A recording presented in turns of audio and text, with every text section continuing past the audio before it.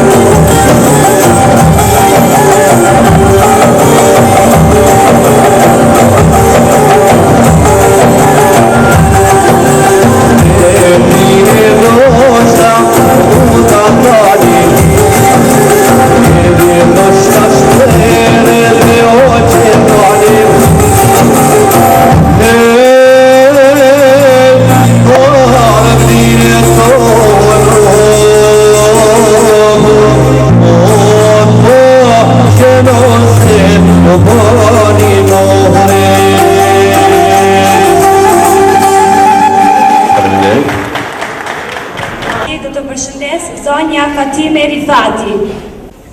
Përshëndetje, të nderuar mysafir, pjesëmarrës, në emër të familjes të dëshmorit Fadil Rifati, ju përcjell përshëndetje të përzemërta për këtë manifestim.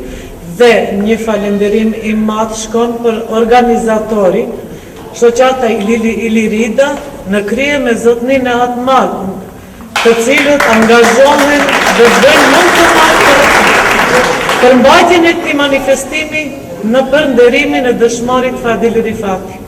Tubimin do të përshëndesin zotri Kol Marku, president i shoqatës Skënderbeg Spuleti. Të nderuar bashkëpunëtor, motra e vëllezër të afërm të dëshmorit Fadil Rifati. Mirë se u takuam në këtë tubim përkujtimor, të organizuar nga shoqata Ilirida, e cila ka meritën e veçantë për të nderuar dhe përkujtuar veprën dhe sakrificën që bën dëshmorët e kombit në tërësi, por dhe shokët e të afërmit tuaj, që bënin pjesë të luftës për liri në mesin e të cilën ishte edhe dëshmori i kombit Fadil Rifati. Të gjithë jemi dëshmitarë të asaj që po ndodh me shqiptarët në Ballkan. Atëherë vetëm që në rrugën 100 vjeçare të shpalljes së pavarësisë së Vlorës të 28 nëntor të 1911, ju mohuan të drejtat për të qenë një shtet i bashkuar, u vritën, arrestuan, digjen simbolet shtetërore, simbolet kombëtare, e një të zeza bëhen në kurriz të tyre, ditën në përdiell në sytë të Europës që nuk shikon dhe në veshët e Europës që nuk dëgjon. Paqja në Ballkan nuk do të mund të vendoset duke sakrifikuar të drejtat e kombëve të tjerë në interes të synimeve ekspansioniste, pa u shtuar Shqipërisë nga ana e veriut Kosova, këto në kuptohet popullsia shqiptare Maqedonia Malëzi, si edhe nga ana jugut Çamëria, nuk mund të shtrohet qetësia dhe sinësinë në Ballkan.